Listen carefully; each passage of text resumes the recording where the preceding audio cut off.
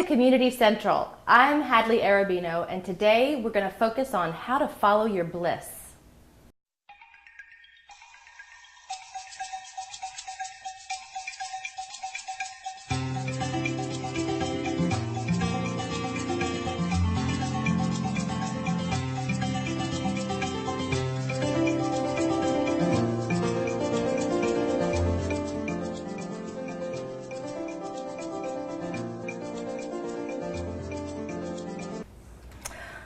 So, Connie, how are you doing today? I'm doing good. Good. Yeah.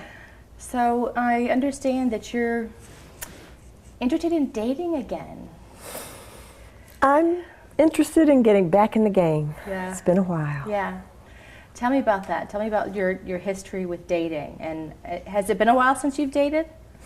It's been almost, I guess it's been probably 3 years this time since I've been out in the dating world and seeing people again. Right. Kind of had a little flirty romance type of thing going on for a while with someone that was really not someone I should have been flirting and romancing with. So that managed to distract me from the reality of getting back out there and looking for a real dating relationship.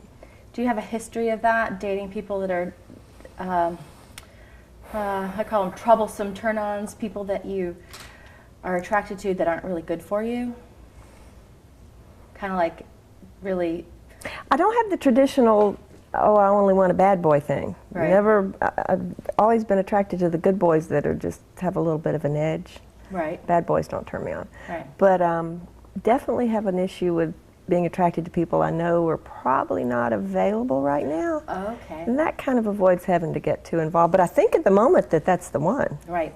So the troublesome part of the equation for you is that they're not quite available.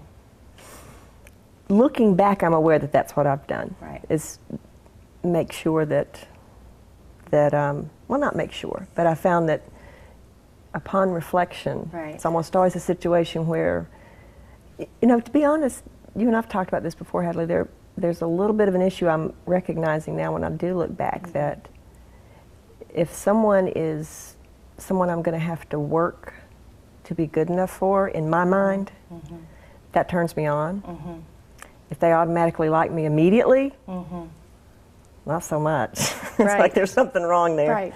Well, I think that it's that neediness and graspiness in a partner is really unattractive. Mm-hmm. So we'd almost rather have the opposite of that. Oh, Somebody yeah. that's very aloof and kind of untouchable. That's more Oh, yeah. attractive. The elusive, mysterious thing is Right. a turn on and not necessarily healthy. Right. But I recognize that now. You don't recognize it when you're in the middle of the Right. aloof and mysterious. And we've talked about this before, but let's just go over it a little bit here, which is the pattern of being attracted to someone that's not available. What does that look like? What does that look like for you?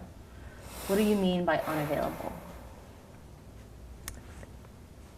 Again, in the moment, I wasn't consciously aware. It's upon reflection when I go back that, wow, you always seem to be caught up with someone who's otherwise engaged. Like in another relationship? Very often in another relationship, and they start flirting and I respond. Some of that early on was just the fact someone was flirting. Yeah. Because certainly didn't have that most of my life. Right. Right.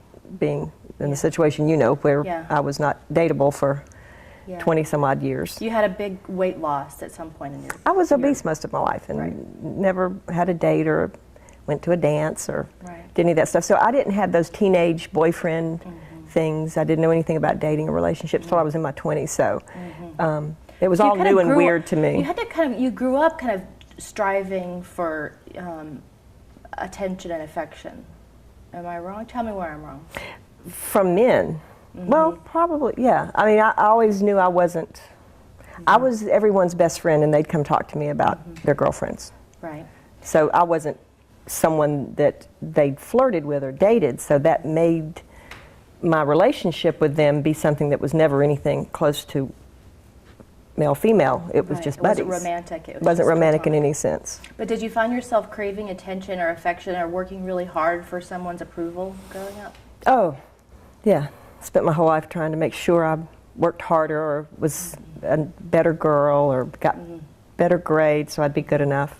Right. And I think and I think I know after looking back all those years, always knowing I was the big girl made me want to try harder. Try harder. Right. Make up for it in some way. Yeah, if I was funny enough and everybody's buddy, they might like me.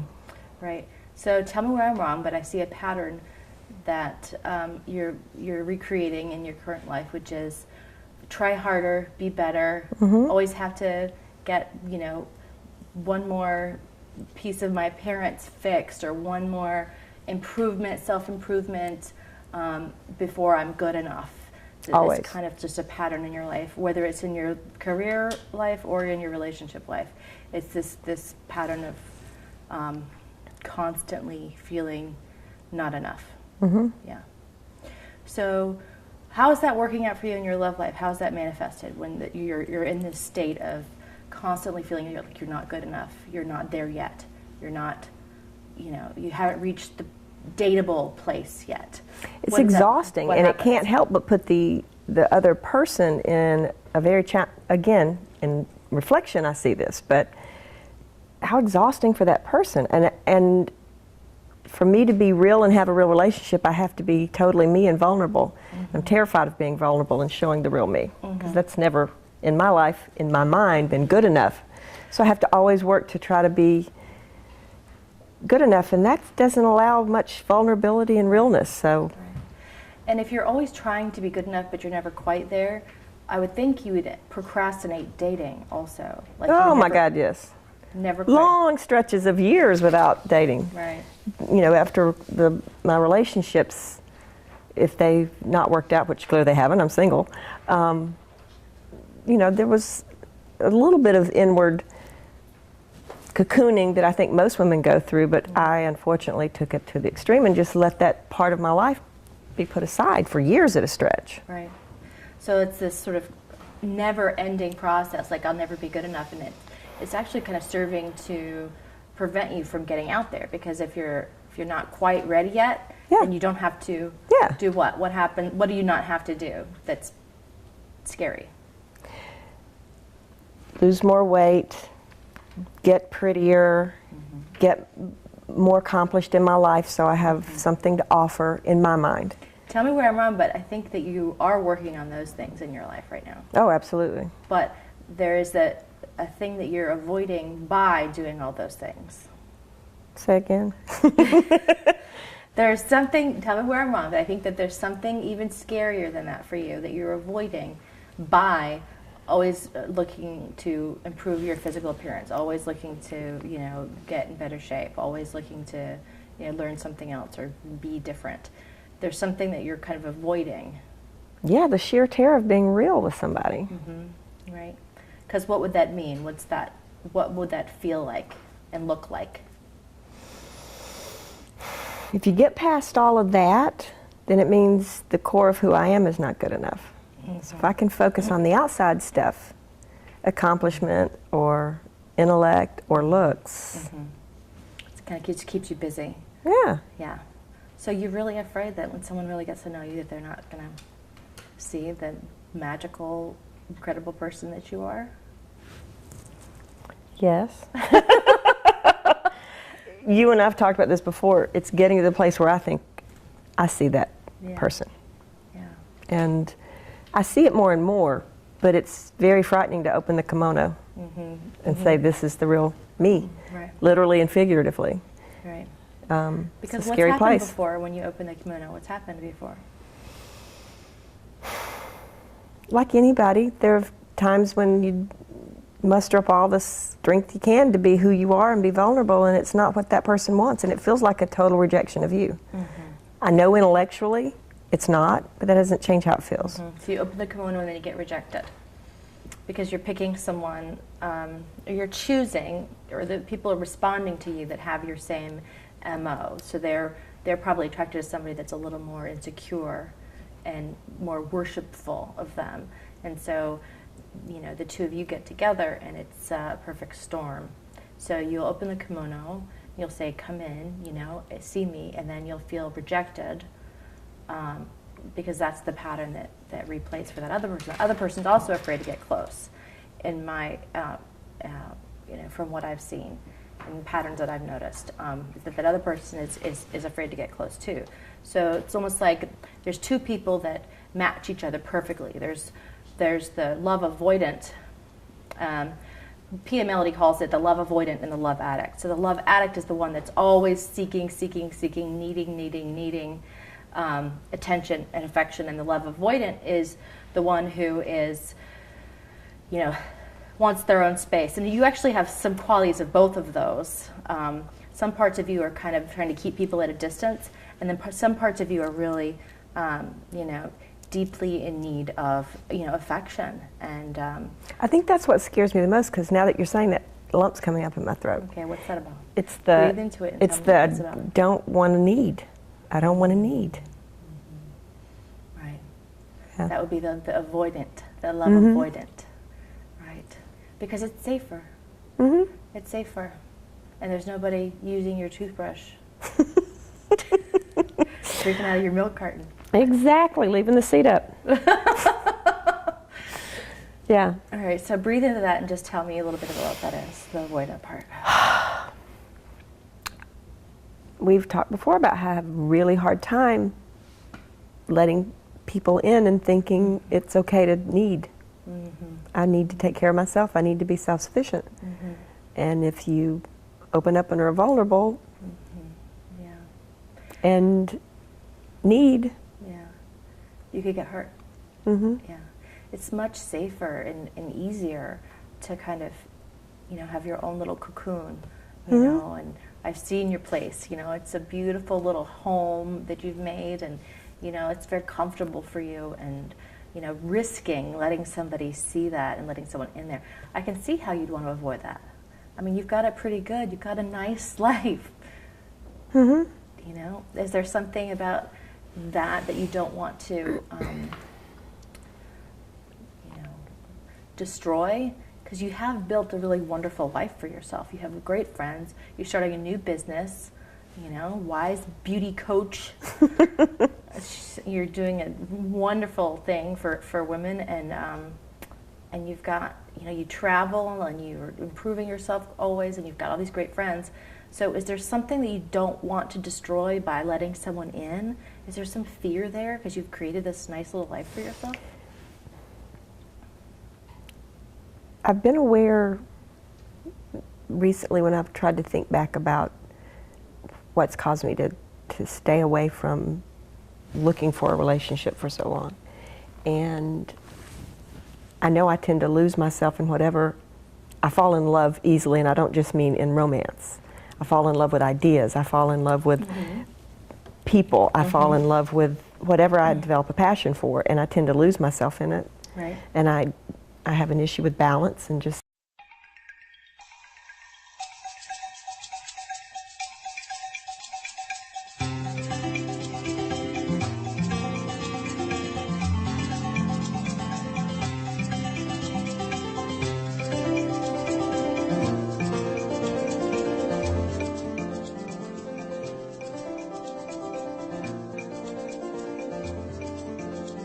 saying I can have a little bit of everything. It's like I think I need to dive into everything, and there's some part of me I'm aware that's afraid of diving in so completely. If I'm going to have a partnership, it's going to be the most important, amazing thing in my life. And there's some part of me that's afraid of losing the rest of what's going on, that I won't be able to focus on building this business and starting this business. And so some part of it's fear of that. And I often find that with fearful thinking comes extreme thinking. So what happens is we become extreme thinkers. We think in terms of black and white. So if I do find a mate, then it will be all in, and I will have no time for my girlfriends and no time for my business, and I can't possibly have time for a relationship. Tell me where I'm wrong. No, you're on the money. Okay. So the limiting belief that we could work is... Well, I don't mean to interrupt, but as you're saying that, I'm sitting here thinking, that goes back to what I just said a minute ago. If I'm involved and I'm in love with someone, I have to work really hard to make it fabulous, because they'll get bored and not want to be with me if I'm focused on a business and my friends that much, because so I just felt that when you were saying it. So I can't have a love, a business, and friendships at the same time. Okay. Can you absolutely know that that's true? No. Okay. What happens to you when you believe the thought, I don't have time for a love and a relationship and a business and friends? What happens? I get a knot in my stomach and think, oh my God, I'm going to be alone the rest of my life. Right. So if you could drop that thought, if I could wave a magic wand and just relax your mind, and you could believe that you had the time and the space and the energy to have a relationship and a career and friends, what would that be like? What would that feel like in your body? You have plenty of time for all those things. Peace. Calm. Okay. So what's the opposite of the thought? I don't have time for these. What's the opposite of that thought? The opposite is I have time for all of it. And I can have any of it. Give me a piece of evidence from your past or from anywhere that you know of. Some piece of evidence that you can hold on to that will remind you that you do have enough time for a relationship and a career and friends. Have you had it before? Yes, the first 5 years of my marriage were wonderful and loving, and I moved up from a nighttime word processor to managing the secretarial staff in the Washington, New York, and Atlanta office of a national law firm, and I was happily married at the time. Yeah, and you probably had girlfriends. I had lots of friends. Yeah. And I was helping with my family because my dad was dying. Right. So I was able to do all those, and the end of the marriage had nothing to do with any of that. I know. Because you're a superstar and you have, more energy Oh yeah, than I forgot the sun. about that part, that I'm a superstar. Forgot about that. You have more energy than the sun. And yes, you have done it before. You've done it before. You've had high profile job, and you've had a rewarding relationship, and you've had friends, and you've helped your family all at the same time. Right. Right.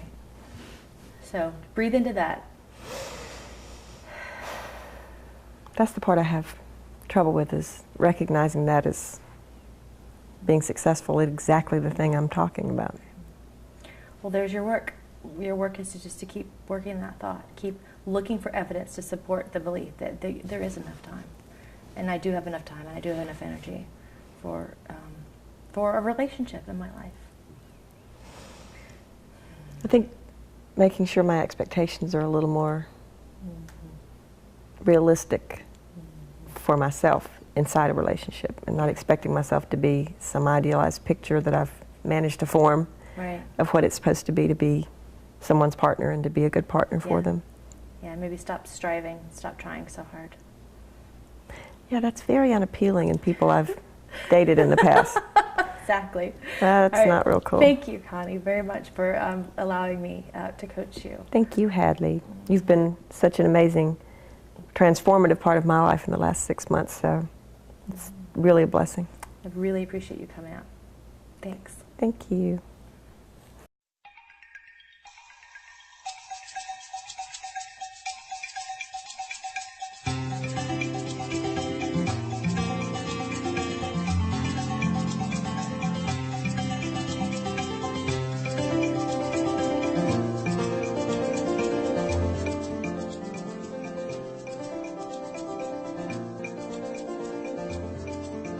Erotic Mind. There's a wonderful book called The Erotic Mind by a psychologist named Jack Morin, and M-O-R-I-N, and he works out of San Francisco, and he has studied people who have troublesome turn-ons or are attracted to people that are not good for them, or have relationships that don't work over and over again, a pattern of them.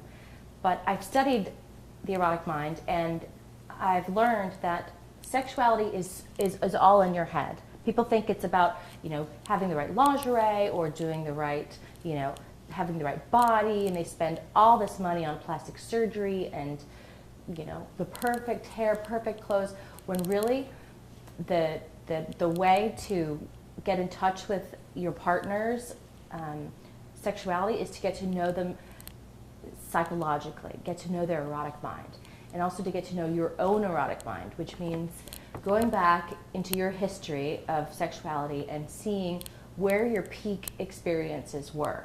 And once you remember those peak experiences, think about who you were with, what kind of energy it was, what kind of emotions there were, Maybe you were on vacation, or maybe you were sneaking around, or maybe it was someone that you felt really loved by and really close to, or maybe it was someone that you fought with a lot. Maybe there was a lot of anger in the relationship.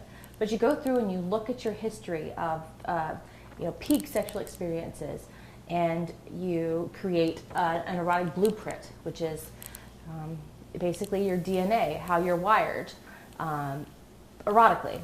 So once you understand your own erotic blueprint, you can then get to understand your partner's erotic blueprint. And when you understand their sexuality and you understand yours, then the two of you can come together and really share in an intimate way that is soulful and deep and real and meaningful. And mostly with people who are going through a transition in terms of their career or their relationship.